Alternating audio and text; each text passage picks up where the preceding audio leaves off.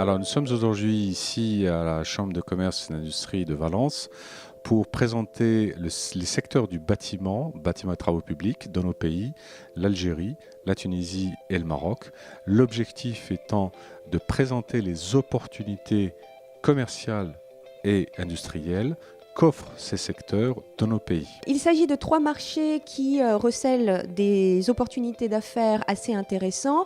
À partir du moment où on a la volonté de se positionner, de travailler avec ces pays, à partir du moment où on a un avantage comparatif à proposer à ces pays, à partir du moment où les services ou les produits qu'on propose ont une valeur ajoutée certaine. Il y a des nuances et des spécificités à comprendre, à savoir. Et aujourd'hui, nous sommes là pour pouvoir aider les entreprises de la Drôme et d'autres régions françaises à comprendre ces nuances et à leur permettre d'avancer et de développer leurs affaires sur ces marchés qui, encore une fois, recèlent des opportunités non négligeables. Nous, nos attentes par rapport au marché, c'était de comprendre un peu les tenants et les aboutissants et après de mettre en place des démarches cohérentes pour justement se rapprocher des clients finaux.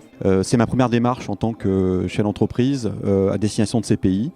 Je pense que c'est un véritable pont vers les affaires, vers le business. Et en tout cas pour moi, de vérifier, de valider la faisabilité et la possibilité d'un développement possible dans ces pays. On a créé une filiale en Tunisie. C'est pas un coup qu'on a fait ponctuel, c'est-à-dire qu'on compte y rester très longtemps. Notre perspective, c'est le développement sur la Tunisie, aussi sur l'Algérie et la Libye, qui sont des frontaliers. Cette réunion nous conforte dans notre développement en Algérie.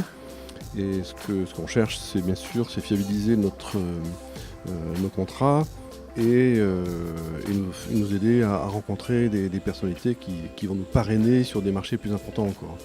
Les entreprises françaises, le conseil, c'est qu'ils ne doivent pas se dire que c'est un marché conquis parce que c'est proche et ils parlent français. En général, les entreprises tunisiennes font des comparaisons parce qu'ils sont aussi, ils reçoivent la visite d'entreprises italiennes, espagnoles, de plus en plus turques. Donc, si vous voulez vraiment mettre le pied à l'étrier sur le marché tunisien, il faut venir assez fréquemment et même épauler son partenaire parce qu'il y a la concurrence qui est très dure.